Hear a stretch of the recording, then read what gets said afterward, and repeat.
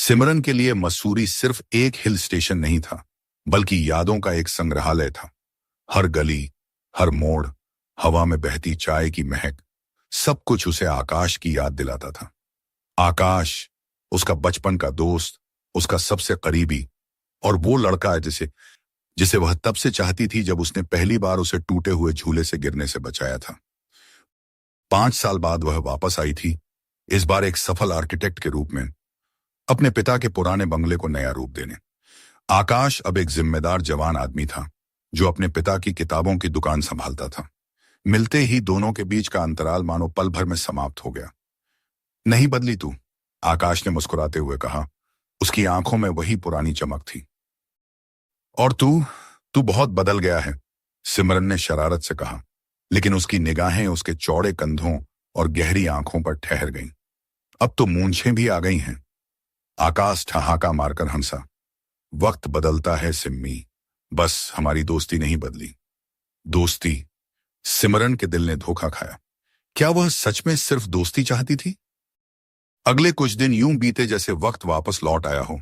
साथ में लैंडस्केप देखना, किताबों की दुकान पर घंटों बैठना, पुरानी कॉफी शॉप पर जाना।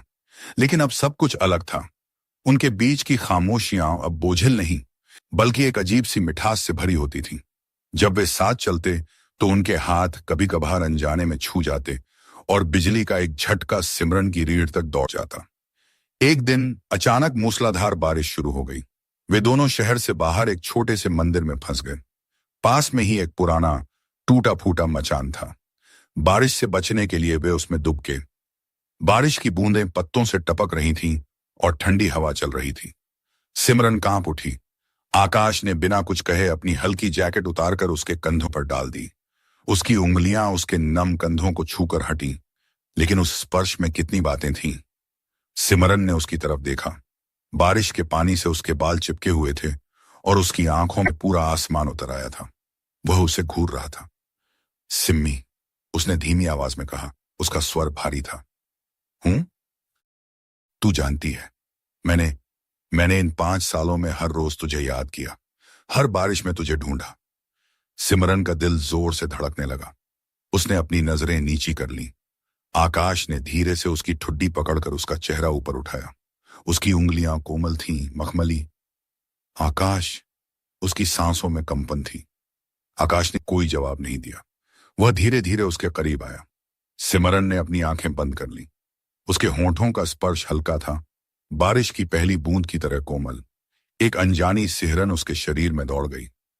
चुंबन गहरा हुआ और अब उसमें सिर्फ कोमलता नहीं, बल्कि एक दबी हुई आग थी।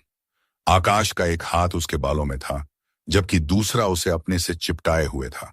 सिमरन ने भी अपनी बाहें उसके गले में डाल दी, खुद को उसकी बाहों के घेरे में खो दिया। दुनिया, बारिश, सब कुछ गायब हो गया। सिर्फ आकाश की सांसों की गर्माहट थी और उसके होंठों का स्वाद, जिसमें चाय और बारिश की मिट्टी की सौंधी महक घुली हुई थी। जब वे अलग हुए तो उनके माथे आपस में टिके हुए थे। सिमरन की आंखें नम थीं, लेकिन अंदर से वह एक अजीब सी शांति और पूर्णता का अनुभव कर रही थी। आकाश ने फुसफुसाते हुए कहा, मैं तुझसे प्यार करता हूं सिम्मी, हमेशा से करता था। सिमरन ने आंखें खोलीं और मुस्कुराई। उसने अपनी उंगली उसके होंठों पर रखी और फिर धीरे से उसे अपने होंठों से छुआ, बस एक बूंद की तरह हल्का। मुझे पता है, उसने कहा, और मैं भी। बारिश अब भी हो रही थी, लेकिन अब वह उनके लिए सिर्फ एक संगीत थी, उनके मिलन का गीत। वे उस छोटे से मचान में एक दूसरे की बाहों में बैठे रहे, बारिश को ढलते देखते रहे। उनका प्यार अब शब्दों में नहीं, बल्कि उस स्पर्श में था, उस निकटता में, उस सांसों के उतार चढ़ाव में, जो एक नई कहानी लिख रही थी।